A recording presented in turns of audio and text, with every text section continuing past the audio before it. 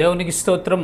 ప్రియమైన వారలారా, రక్షకుడును ప్రభు అయిన యేసుక్రీస్తు వారి నామంలో మీకు శుభములు వందనాలు తెలియజేస్తూ ఉన్నాం. దేవుడు మిమ్మలను, మీ బిడ్డలను, మీ కుటుంబములను దీవించి ఆశీర్వదించునుగాక. ఆమెన్. God bless you. దేవునికి స్తోత్రం. హల్లెలూయా. ప్రియమైన దేవుని బిడ్డలారా, ఈ లోకంలో ఎన్నో వందల కోట్ల మంది జనాలున్నా, ఎన్ని కోట్ల మంది ప్రజలున్నా, వివిధ దేశాల్లో, వివిధ ప్రాంతాల్లో, వివిధ భాషలు మాట్లాడుతూ నివసిస్తూ ఉన్న అందరి గురించి తెలిసినటువంటి వ్యక్తి ఎవరంటే మనల్ని సృజించినటువంటి మన దేవుడు. దేవునికి స్తోత్రం. హల్లెలూయా. ఆయన అందరి గురించి ఆయనకు తెలుసండి. అన్ని పరిస్థితుల గురించి ఆయనకు తెలుసు. ఎందుకంటే భూత, వర్తమాన, భవిష్యత్ కాలాల్లో ఉండే సర్వాధికారి అయినటువంటి దేవుడు, సర్వమును సృజించినవాడు, సర్వమును పరిపాలిస్తూ ఉన్నటువంటి వారు, సర్వమును చేయుటకు శక్తి కలిగినటువంటి దేవుడికి మన గురించి సమస్తము తెలుసు, మన పరిస్థితులన్నీ తెలుసు. ప్రియమైన దేవుని బిడ్డారా, ఆ మాటలే ఒక భక్తుడు దేవుడితో చెప్తూ ఉంటాడు. చూద్దాము లేఖన భాగము 2వ సమూయేలు గ్రంథము 7వ అధ్యాయము 20వ వచనంలో ఆ భక్తుడు ఈ రీతిగా మాట్లాడుతూ ఉన్నా, యెహోవా నా ప్రభువా, నీ దాసునైన నన్ను నీవు ఎరిగి ఉన్నావు. దేవునికి స్తోత్రం. హల్లెలూయా. ఇక్కడ మాట్లాడుతున్న వ్యక్తి ఎవరంటే దావీదు భక్తుడండి.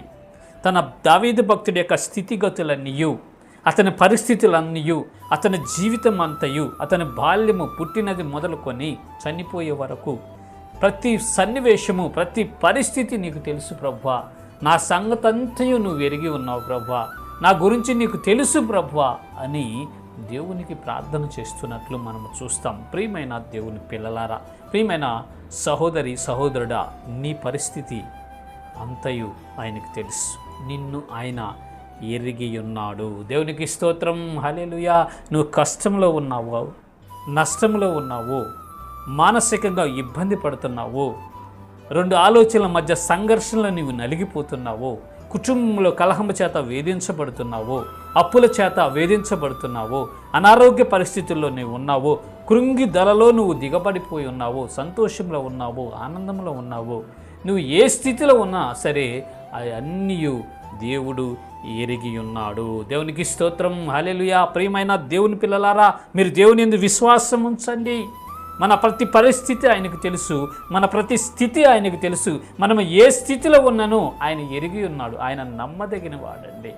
ఆయన యందు మనము విశ్వాసం ఉంచినట్లయితే, ఆయన యందు మనము నమ్మిక ఉంచినట్లయితే ఆయన ద్వారా మనము గొప్ప కార్యాలు పొందుకుంటాం. ఒకవేళ నువ్వు కృంగిపోయి ఉన్నావేమో, ఒకవేళ నువ్వు వ్యాధిగ్రస్తురాలు అయి ఉన్నావేమో, ఒకవేళ నువ్వు వ్యాధిగ్రస్తుడివై ఉన్నావేమో, ఒకవేళ వ్యాపారంలో నష్టం వచ్చి అప్పుల ఊబిలో నువ్వు కూరికిపోయి ఉన్నావేమో, నీ స్థితి భయంకరమైనటువంటి స్థితిలో నీవు ఉండి ఉన్నావేమో, అగమ్య గోచరమైనటువంటి స్థితిలో నీవు ఉండి ఉన్నావేమో, సహోదరుడా సహోదరి, నా దేవుడు నిన్ను ఎరిగి ఉన్నాడు.